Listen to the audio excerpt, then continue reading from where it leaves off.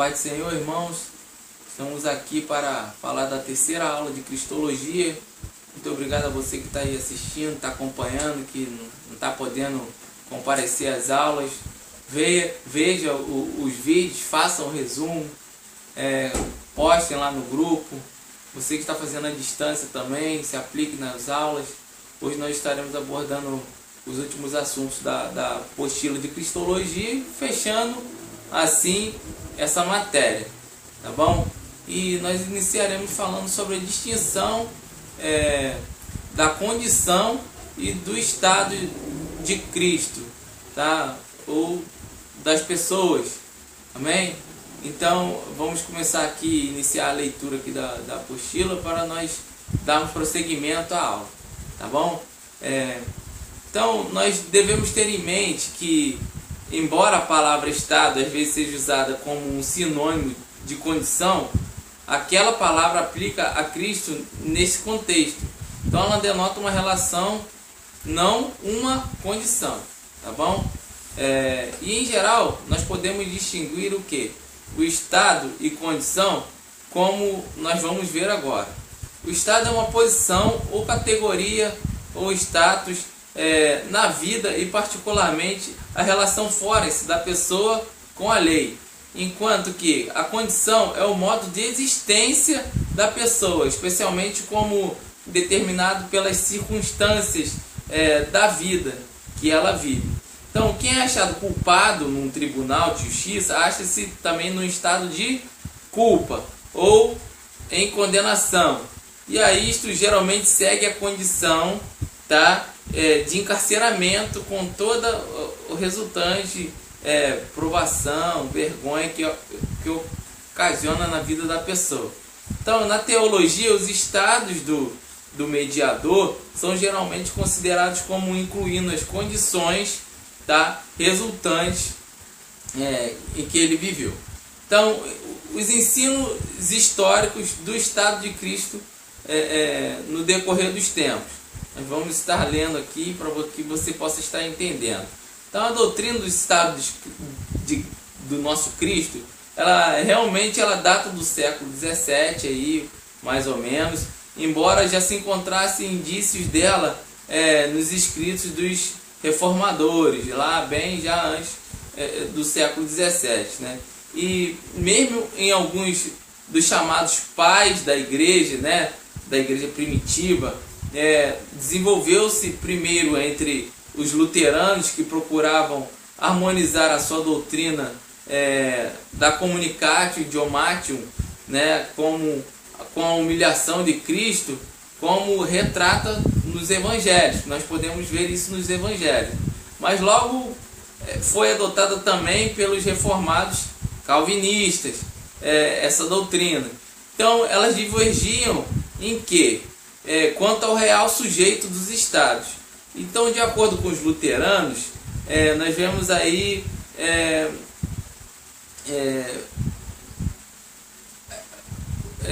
como é que a gente pode dizer, encontrar aqui a palavra para os irmãos entenderem, né? A pessoa, tá, é o mediador, é a pessoa do mediador, conforme os luteranos. E havia também uma considerável diferença de opinião, tá, entre esse assunto, mesmo entre os luteranos. E então eles divergiam muito, né, as opiniões entre os estados e as condições do mediador. Tá bom?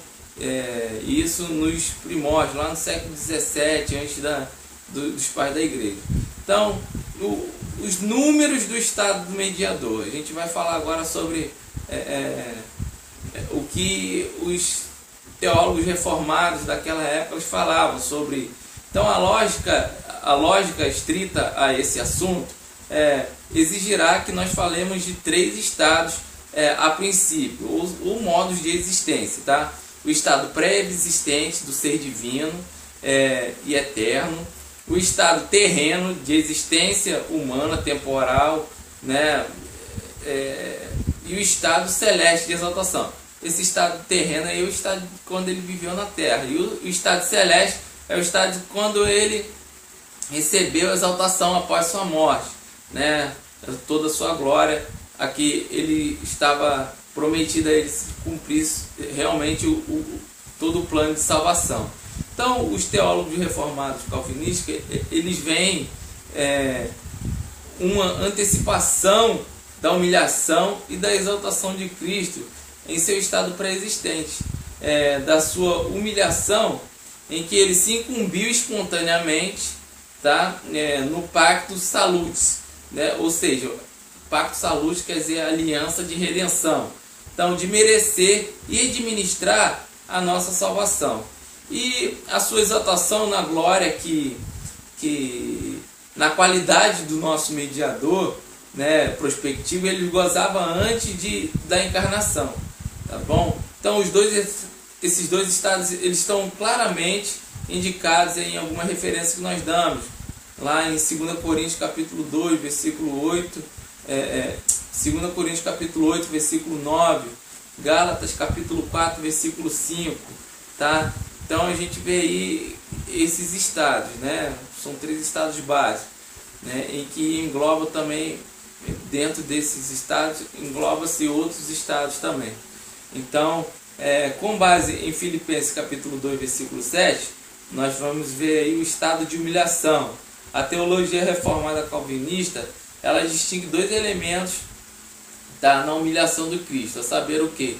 O que nós, ou seja, o esvaziamento, exinanitinho, né? Que ele consiste em quê? Em renunciar, e ele, ou seja, a sua majestade do supremo governador do universo, assumir a natureza na forma humana, na forma de um servo, tá vendo? Esse é o primeiro estado que a gente encontra. O segundo é o tapeinos, humilhate, ou seja, que consiste em haver-se ele feito sujeito às exigências da maldição da lei, e em toda a sua vida ele ter se feito obediente às ações e os sofrimentos até o próprio limite em sua ignominiosa vida, né? Enquanto ele viveu aqui. Enquanto na teologia luterana, né, a gente viu a calvinista, o estado de humilhação na teologia calvinista. A teologia luterana fala de quê? De nada mais, nada menos do que 8 estágios de humilhação. E nós vamos ver aqui uns 5, mais ou menos. Tá bom? A teologia reformada, ela geralmente enumera 5. O quê? A saber, a encarnação, né? O verbo encarnado, né? Quando ele se encarna, né? Quando ele vem em carne.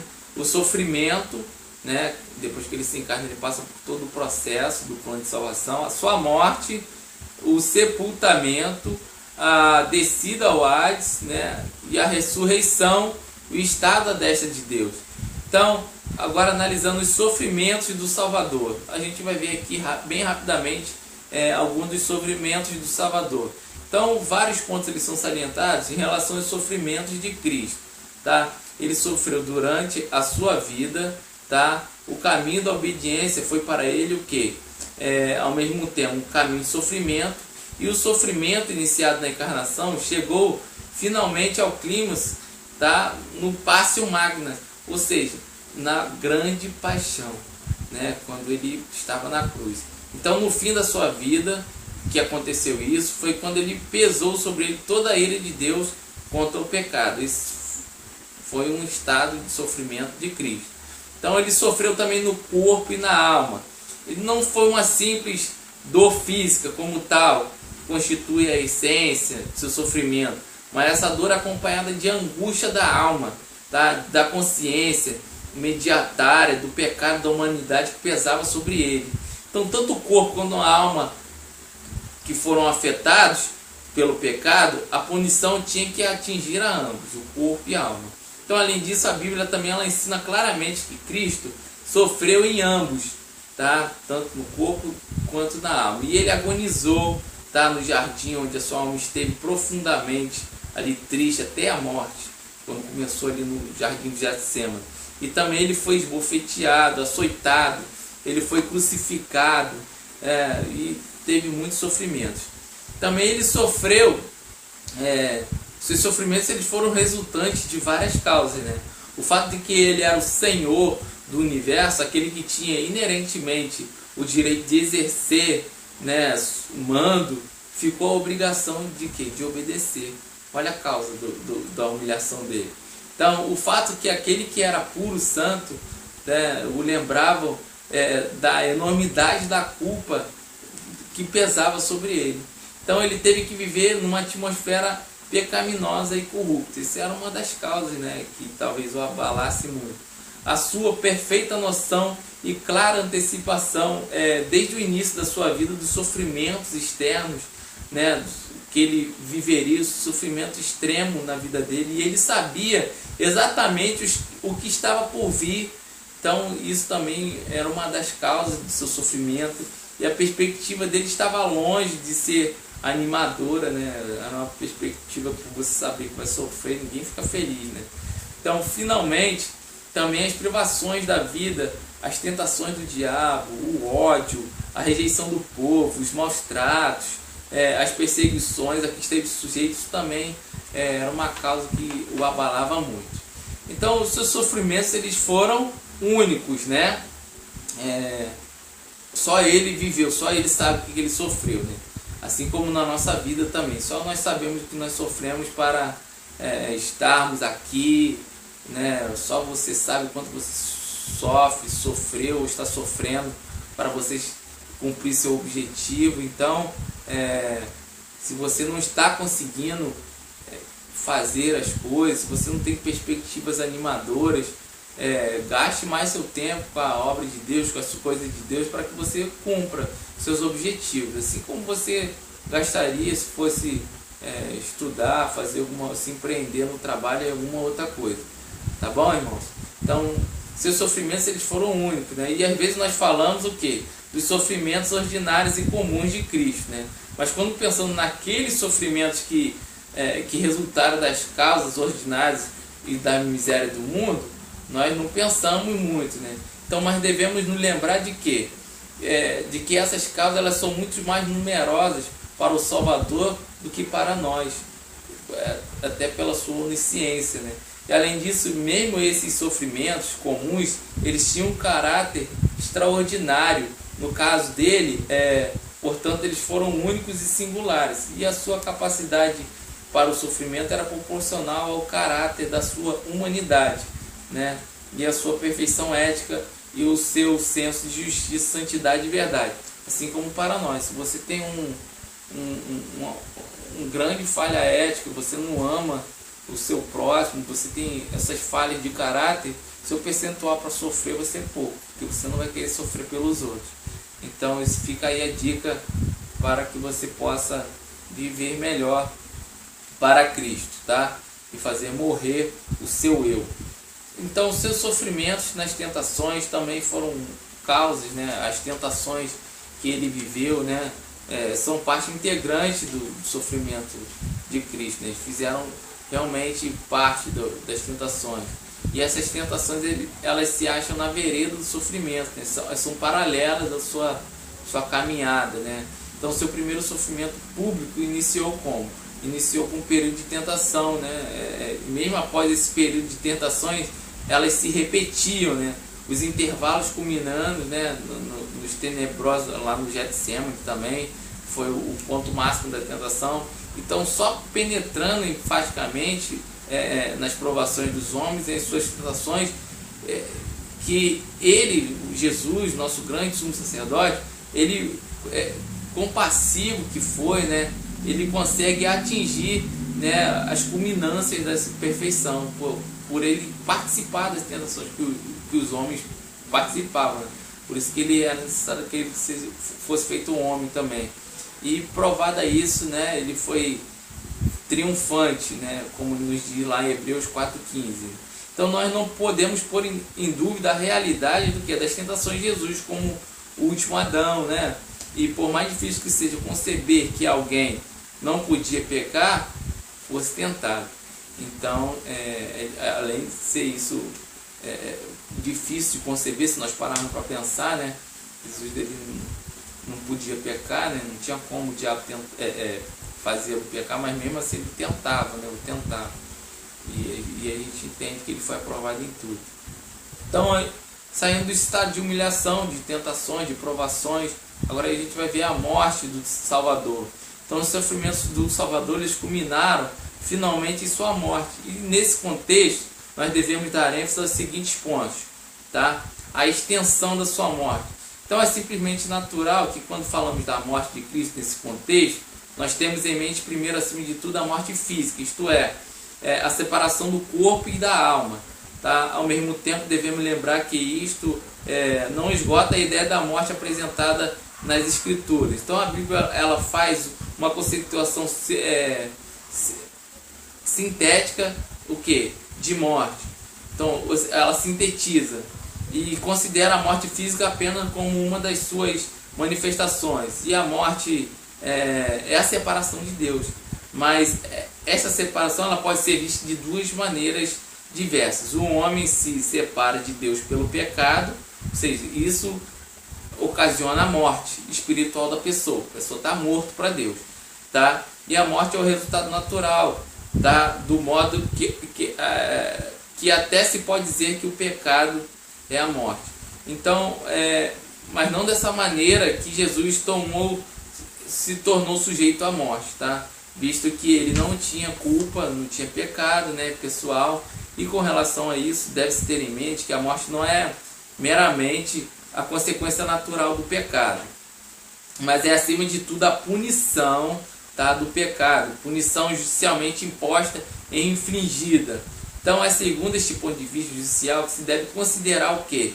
A morte de Cristo. Deus impôs judicialmente a sentença de morte ao mediador, ou seja, a Cristo, desde que ele se incumbiu livremente, por espontânea vontade, de cumprir a pena do pecado da raça humana.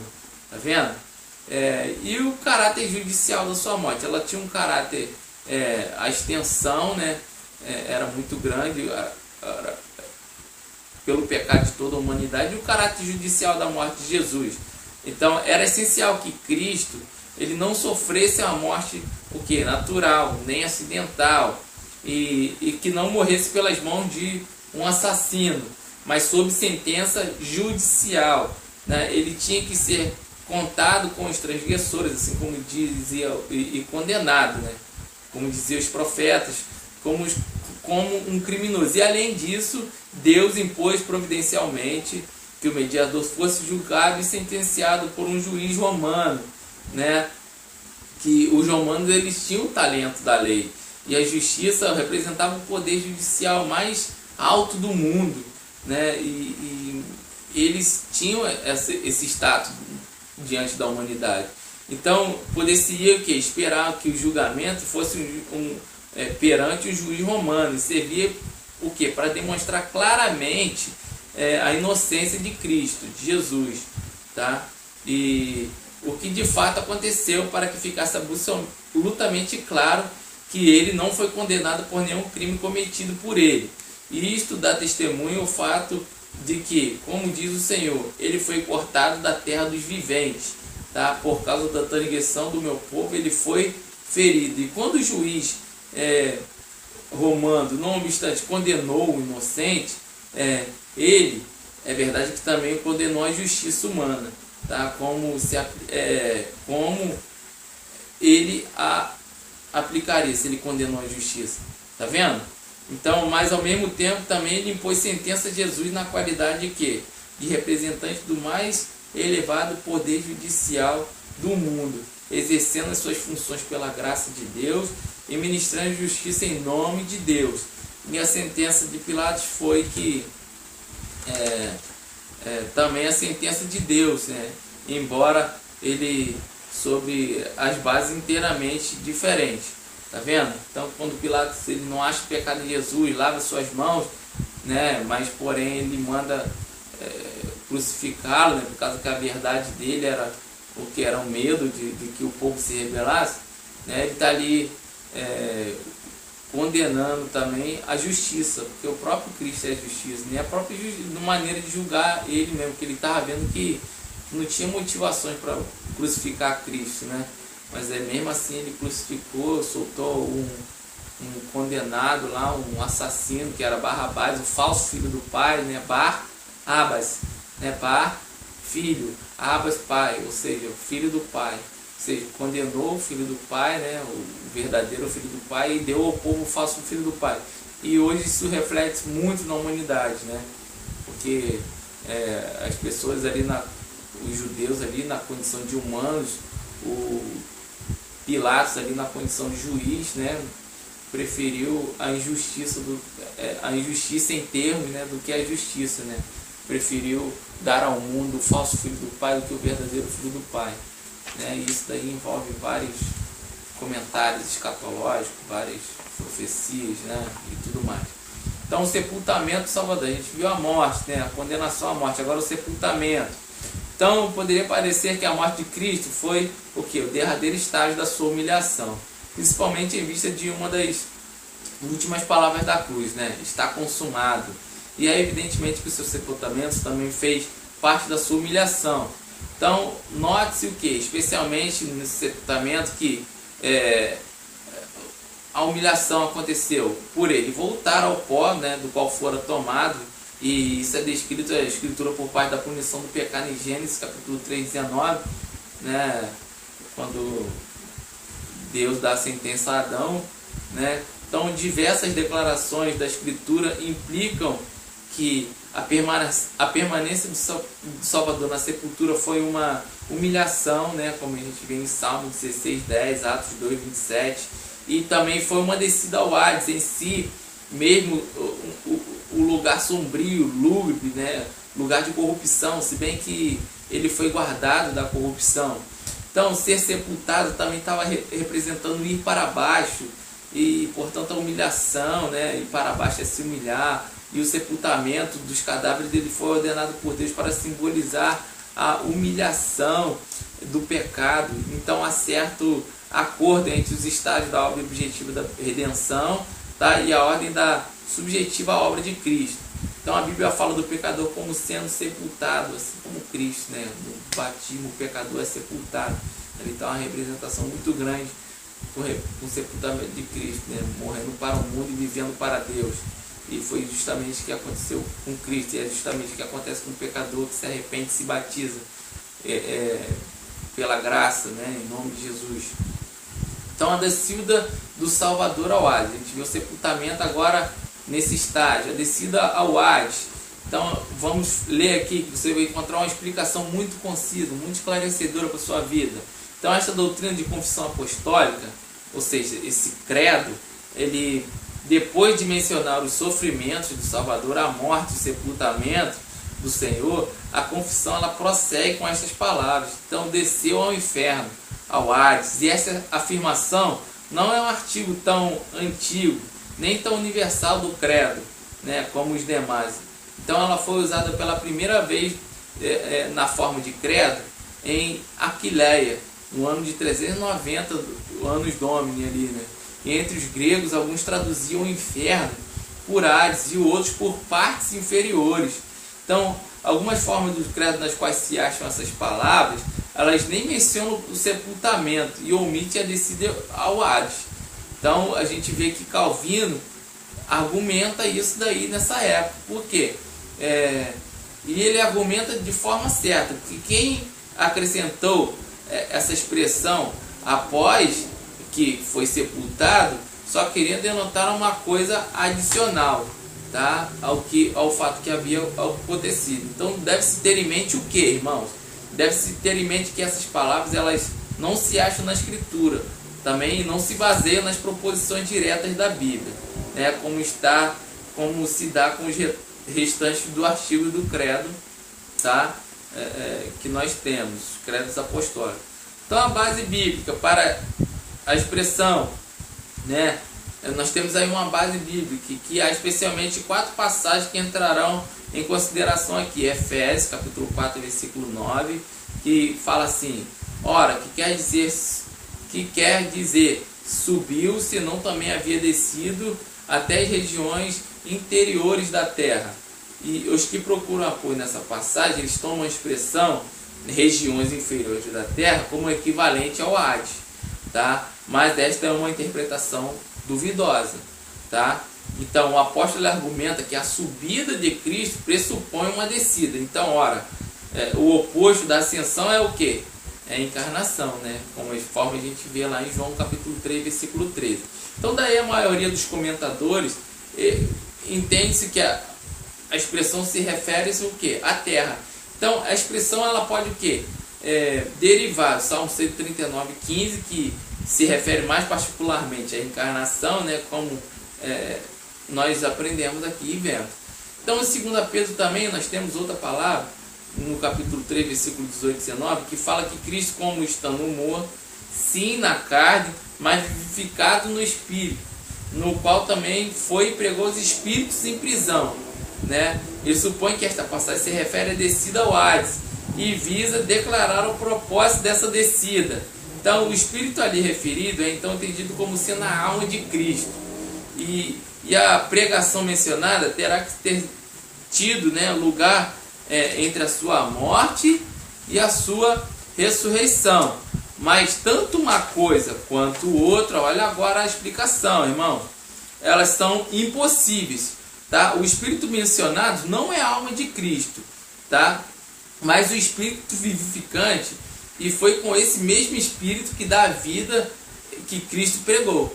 Então nós vemos aí que a interpretação comum aos protestantes, né, que fazem dessa passagem, é que no Espírito Cristo pregou, né, por meio de Noé aos desobedientes que viveram antes do dilúvio, que eram espíritos em prisão, né, quando Pedro escreveu também, podendo ele denominá-los desse modo.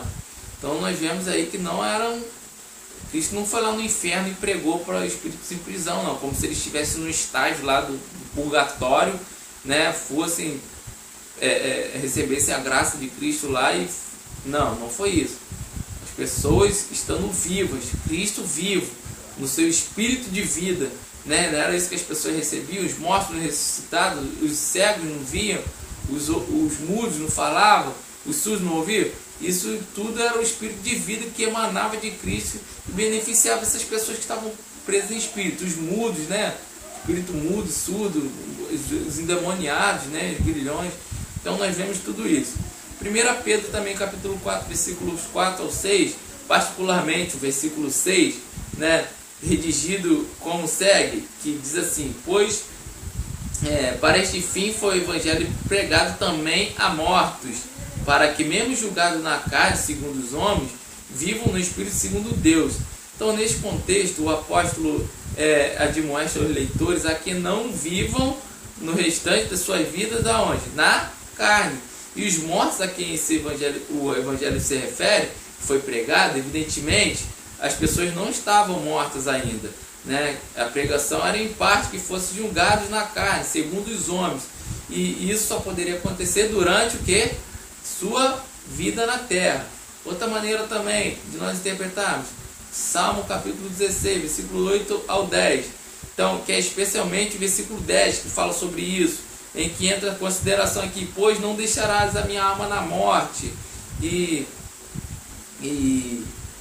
nem permitirás o teu santo, que o teu santo veja a corrupção. Aqui, então, desta passagem, algumas pessoas, e até mesmo alguns escritores, concluem que a alma de Cristo esteve no inferno, esteve no Hades, tá? Antes da ressurreição, pois se nos diz o quê? Que ela não foi deixada lá. Mas nós devemos notar o seguinte: a palavra nefesh, que quer dizer alma, é muitas vezes empregada no hebraico pelo pronome pessoal, e Sheol, né, para estado de morte.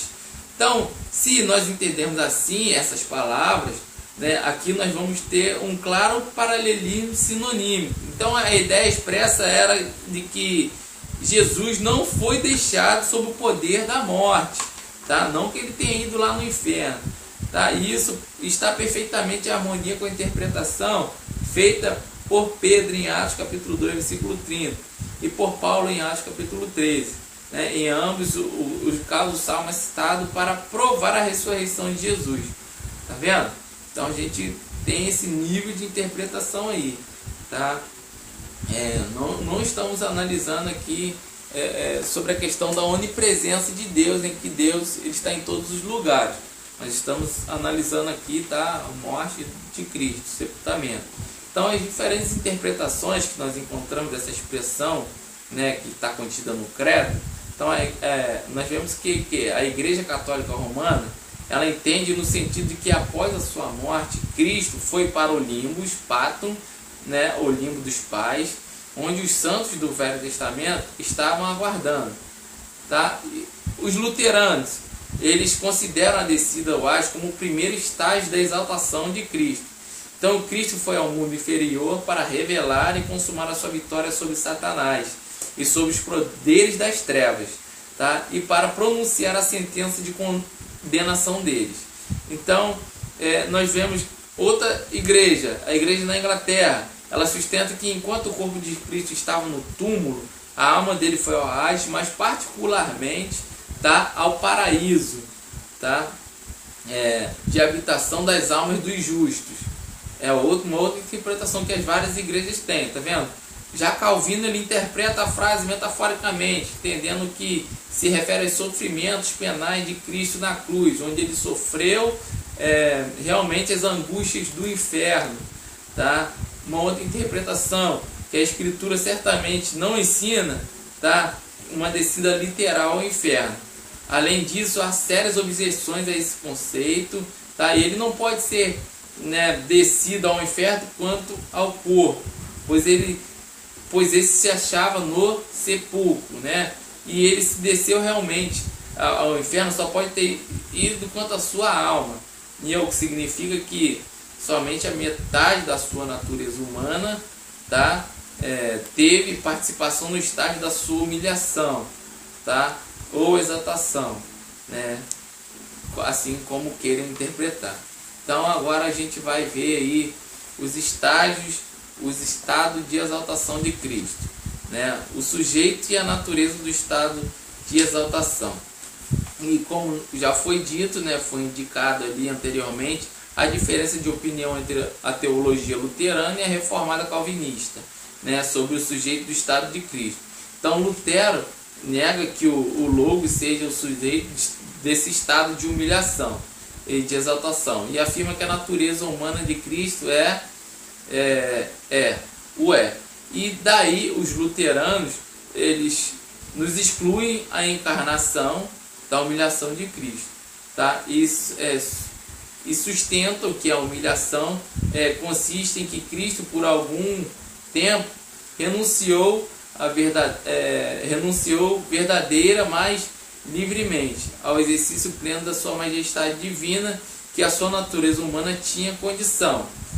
Ele suportou também o que estava muito abaixo da majestade, né, divina que ele tinha, para que pudesse sofrer e morrer por amor do mundo.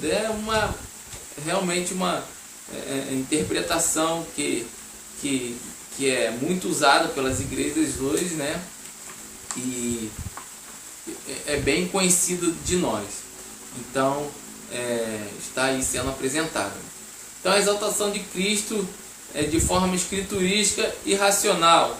Então nós vemos que aí há abundantes provas escriturísticas da exaltação de Cristo, tá? E a narrativa dos evangelhos nos mostra claramente que a humilhação de Cristo ela foi seguida por sua exaltação, tá?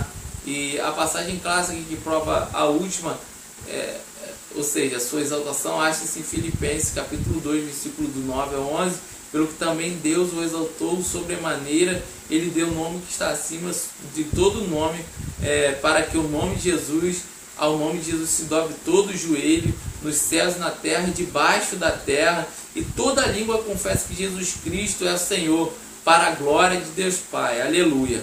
Mas em acréscimo a esta, há várias outras passagens também, como em Marcos, capítulo 16, Lucas 24, João 7, 39, Atos 2, 33, Romanos 8, 17, Efésios 1, 20, tá? E o estado de exaltação ele deve ser o quê? Considerado como resultado judicial do estado de humilhação, né?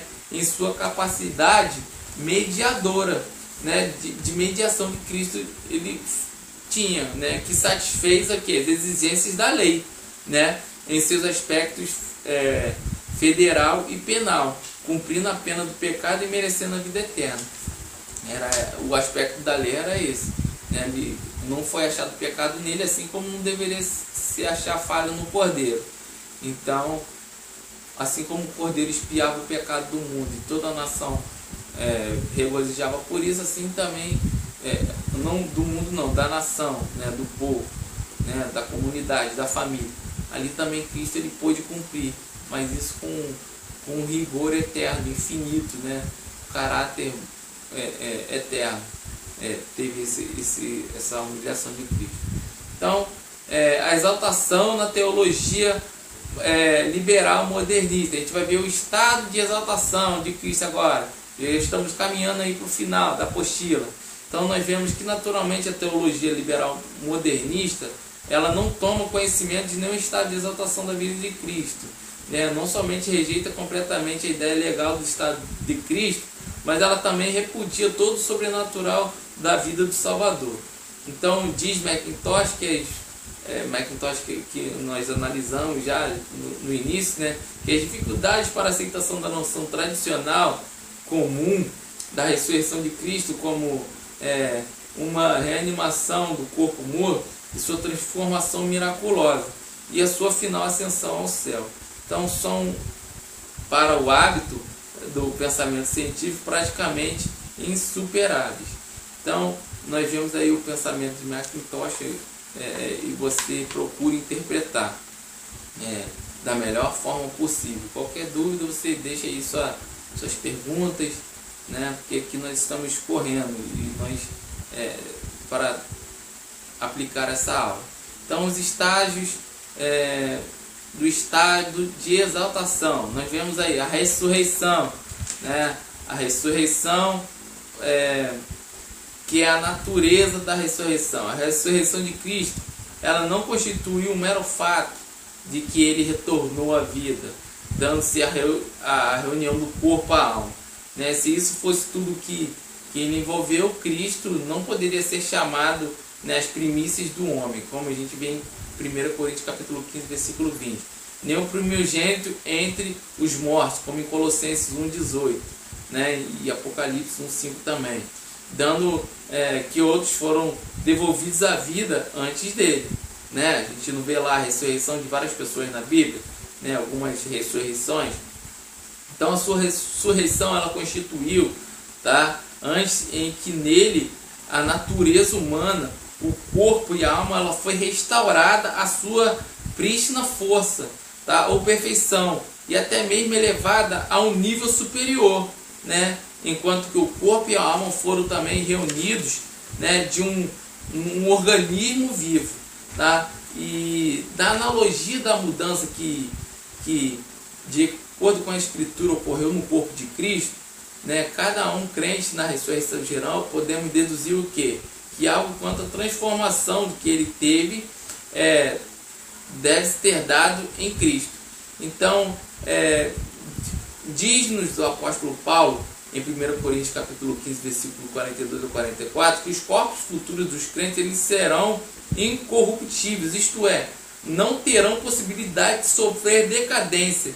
Eles serão gloriosos, o que significa o quê? Que esplenderão de fulgor e do fulgor celestial, eles serão poderosos, né? Isto é, cheios de energia e talvez de novas faculdades, né? E serão também espirituais, o que não significa imateriais, tá? Espirituais aí não no sentido de ser imaterial, de ser um espírito, mas adaptados aos seus respectivos espíritos.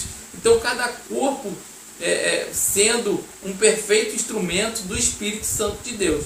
Então da narrativa dos evangelhos nós aprendemos que o corpo de Jesus passou a ser de notável mudança, de modo que ele não podia ser facilmente reconhecido, né? Ele podia aparecer e desaparecer de repente, de maneira surpreendente, como nós vemos em Lucas capítulo 24, 31, João capítulo 20 também, nós vemos isso, saindo de um lugar para o outro, passando por um lugar, né? Mas era, não obstante, um corpo material e muito real, como que nós vemos ele dando a sua mão ali para Tomé, mandando Tomé tocar para ver se ele acreditava. Então o autor da ressurreição, irmão, em distinção dos outros que ressuscitaram dos mortos, Cristo ele ressurgiu por seu próprio poder. Ele falou de si mesmo como a ressurreição e a vida em João capítulo 11, versículo 20. Ele declarou a vida, que tinha poder de entregar a sua vida e de tomá-la em João capítulo 10, versículo 18. E até predisse que reedificaria, né, o templo do seu corpo em João capítulo 2, versículo 19 a 1, no tempo de 3 dias, né, conforme ele estava falando. Mas a ressurreição ela não foi uma realização unicamente de Cristo. Frequentemente ela é atribuída na Escritura ao poder de Deus em geral, tá? Como em Atos 2:24 nós vemos, 3:26, 5:30, 1 Coríntios 6:14, Efésios 1:20, ou mais particularmente também ao Pai, né? O poder da ressurreição está restrito a Ele, como em Romanos capítulo 6, versículo 24, Gálatas 1:1, 1 Pedro 1:3. Nós vemos essas referências aí, você pode conferir na sua Bíblia que o poder está dado a Ele. Então, e se a ressurreição ela pode ser chamada de obra de Deus, né, segue-se que o Espírito Santo também, ele agiu nela, pois todas as opera ad extra, ou seja, obras divinas extraordinárias, né, que acontecem na vida da humanidade, né, pelo efeito da Trindade, né, são obras do Trino Deus. Então, ademais, nós vemos aí a referência falando sobre isso em Romanos capítulo 8:11, que também fala sobre isso. Que a obra de Deus ela está implícita no Pai, né? Que o Pai é o autor da ressurreição. Então, algumas objeções a essa doutrina, irmãos, da ressurreição. Então, tem uma grande objeção a essa doutrina da ressurreição física de Cristo. É que após a morte o corpo ele se desintegra, não é isso? E as várias partículas das quais se compõem entram na decomposição, se decompõem, entram na composição de outros corpos, como elas vão para o pó. Então, vegetais, animais, seres humanos. Daí é impossível devolver essas partículas a todos os corpos nos quais, no transcurso do tempo, fizeram parte dele, porque um tempo vai passando de corpos para corpos, né, conforme as pessoas vão morrendo. Então, o Macintosh está aí mais uma vez, ele pergunta assim: o que houve com os átomos de carbono, oxigênio, nitrogênio, hidrogênio e outros elementos que compunham o corpo de Jesus, né? Então, ora, se admitimos que a ressurreição desafia a sua explicação, então é um milagre. Então, mas ao mesmo tempo devemos ter em mente que a identidade de um corpo ressurreto, como o corpo que descer à tumba, ela não exige que ambos sejam compostos exatamente das mesmas partículas. Então, a composição dos nossos corpos muda constantemente, né? E todavia eles se conservam a sua identidade. A gente vê isso com o crescimento das unhas, do cabelo, né? Das células do corpo, né? Do sangue e tudo mais. E eles se renovam sempre, mudam-se partículas, mas a identidade permanece. Então, as tentativas de explicar o fato da ressurreição, negando-a, né? E a sua negação, ou seja, os anti-supernaturalistas, eles sempre vão contra a narrativa da ressurreição dos evangelhos. E a narrativa do túmulo vazio e das aparições de Jesus após as ressurreições apresentam-lhe o que? Um desafio, e eles o aceitam e tentam explicar esses fatos sem aceitar o fato da ressurreição. Quer ver? Então, a teoria da falsidade, o que ela diz? Ela pretende que os discípulos praticaram uma fraude, né, deliberada, roubando o corpo do túmulo e depois declarando que o Senhor ressuscitara, o que a gente encontra lá na Bíblia, né? Tem a outra teoria do desmaio, né? Segundo essa teoria, Jesus não morreu de fato, mas apenas desfaleceu, quando se pensasse que ele estava realmente morto, tá? Mas naturalmente isso leva a diversas outras perguntas difíceis de responder, como se pode explicar que tanta gente se enganou e que o golpe da lança não matou Jesus? Né? Como é que Jesus, em seu estado de exaustão, né, pôde fazer rolar a pedra, né, que tapava o túmulo e depois ir de Jerusalém a Emaús e voltar? Né? Como se explica que os discípulos não o trataram como uma pessoa doente, mas viram nele o poderoso príncipe da vida? E que foi feito, e o que foi feito de Jesus depois disso? Né? São todas questões que se levantam, né? Então essa teoria do desmaio ela cai em descrédito.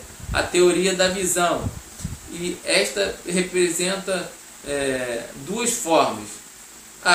Uma das formas é que alguns falam que as visões puramente subjetivas. Então, na excitação do seu estado mental, os discípulos eles fixaram tanto no Salvador e na possibilidade do seu retorno a eles. Por fim, eles pensaram realmente que o viram, tá? E a faísca lançada pela temperamental e excitável Maria Madalena logo chama, com essa faísca a chama se acendeu, né, e se espalhou.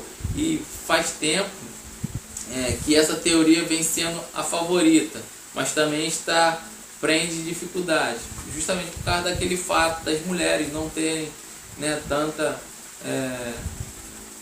voz na sociedade naquela época, né? Então surge aí uma das primeiras dificuldades em se acreditar. B, que em vista da extrema fraqueza dessa teoria, da visão, alguns eruditos eles apresentam a versão diferente dela e alegam que os discípulos eles tiveram visões, né, tiveram visões objetivas e reais, miraculosas, enviadas por Deus para persuadi-los e irem avante com a pregação do Evangelho. Isto de fato evita algumas das dificuldades apresentadas, mas se defronta com outras dificuldades, né? Então tem também a teoria mítica, irmão, do mito, né? Então passou a existir uma nova escola mítica que descarta ou ao menos dispensa, né, as teorias da visão e a teoria do desmaio, né, a teoria da aparição, essa daí. Então a procura explicar o que? A lenda da ressurreição como auxílio das concepções, né, importadas da Babilônia e dos outros países orientais pelo judaísmo. E essa escola alega não somente que a mitologia das antigas religiões orientais contém analogias da narrativa da ressurreição, mas também que essa narrativa é realmente oriunda dos mitos pagãos. O suporte doutrinário da ressurreição, então, surge o quê? Assim, dessa forma. Então, da mesma forma que eles dão suporte com essas teorias, surge a questão: fará alguma diferença crer na ressurreição física de Cristo ou apenas numa ressurreição ideal? Né? Então, para a teologia modernista, irmão, a ressurreição de Jesus não tem nenhuma importância real para a fé cristã, exceto no sentido da sobrevivência espiritual. Então, a crença na ressurreição corporal não é essencial, tá? E pode muito bem ser retirada sem afetar a religião cristã, tá? Mas também é indubitável que a ressurreição tem suportes doutrinários, tá? Não podemos negar a ressurreição física de Cristo, tá? Sem impugnar a veracidade dos escritos, dos escritores da Escritura. Então, visto que, sem dúvida, eles descrevem como um fato. E Cristo foi um mestre enviado por Deus, né? Nós vemos aí o sinal de Jonas. E de que ele é o verdadeiro Filho de Deus, como vemos em Romanos 1,4. E também o supremo atestado do fato da imortalidade, né? Conforme esses relatos aí históricos, nós vemos que Cristo atesta esse fato da imortalidade. Vamos ver agora a ascensão, irmãos. A ascensão, o estado de exaltação na ascensão. A gente viu na ressurreição, agora vamos ver Cristo subindo. A ascensão ela não aparece nas páginas da Escritura de maneira tão patente como se dá com a ressurreição, tá? Então deve-se isso provavelmente ao fato de que a ressurreição foi o verdadeiro ponto decisivo da vida de Jesus, tá? E não a ascensão. Em certo sentido, pode-se dizer que a ascensão ela foi o complemento e a consumação da ressurreição. E a transição de Cristo, uma vida superior na glória, e então começou na ressurreição. E foi aperfeiçoada na ascensão. Tá? Isso não significa que a ascensão ela é destituída de significado independente. Então a Epístola aos Hebreus ela chama a atenção para o significado. No capítulo 1, versículo 3, capítulo 4, versículo 14. Tá? Então a natureza da ascensão. Tá? Pode-se descrever a ascensão como subida visível da pessoa, do mediador, da terra ao céu, segundo a natureza humana. Então foi uma transição local, de um lugar para o outro. Tá? Naturalmente isso implica que o céu, como a terra, é um lugar. Tá? Mas a ascensão de Jesus não foi apenas uma transição de um lugar para o outro. Tá? Ela inclui também mais uma mudança da natureza humana de Cristo. E essa natureza passou a ser, então, para a plenitude da glória celeste. E foi perfeitamente adaptada a essa vida no céu. E alguns estudiosos de tempos recentes, eles consideram que o céu é uma condição e não um lugar. E daí não concebem a ascensão em termos locais. Tá vendo?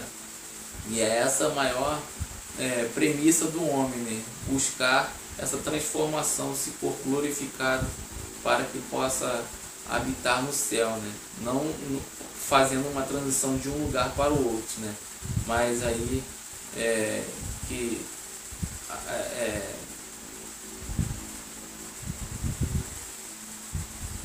concebendo, né, essa condição de transição, né, de vida superior que o homem busca desde os primórdios da humanidade.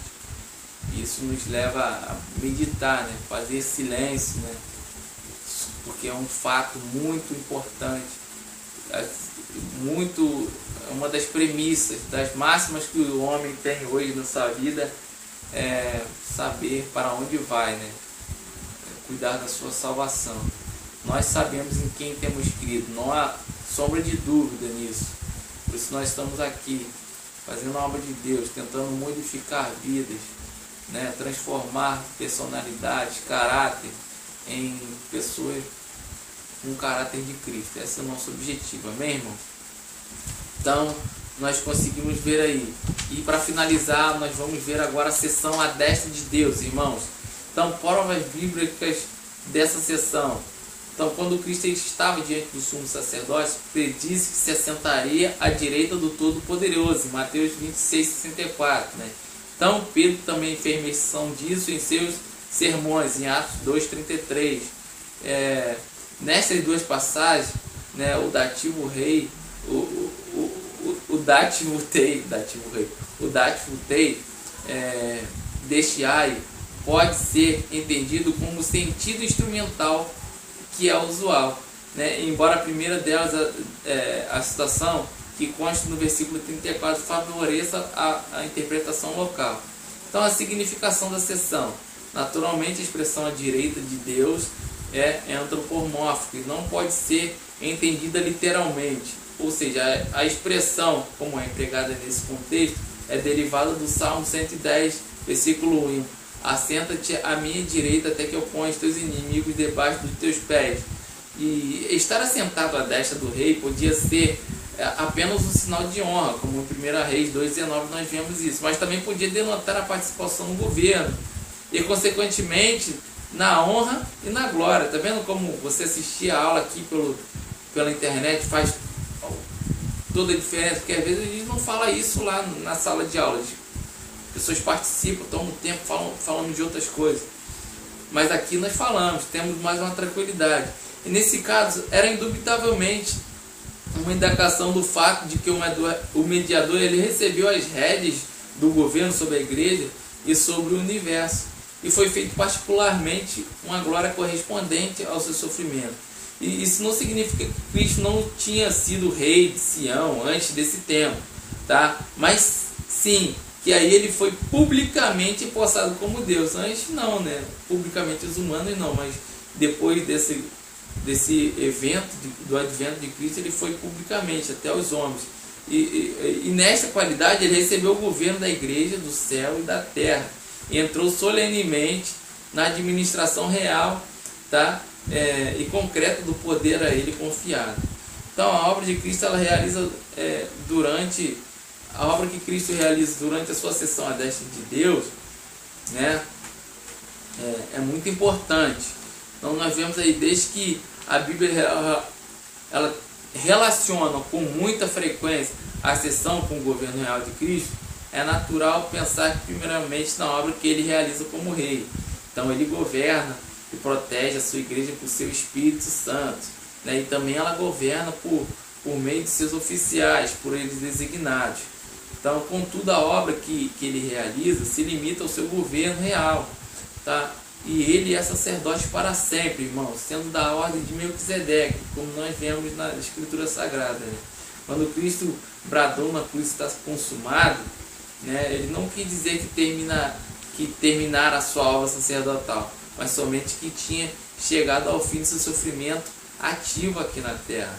Então a Bíblia relaciona bem também a obra sacerdotal com a sessão de Cristo à mão direita de Deus, tá vendo?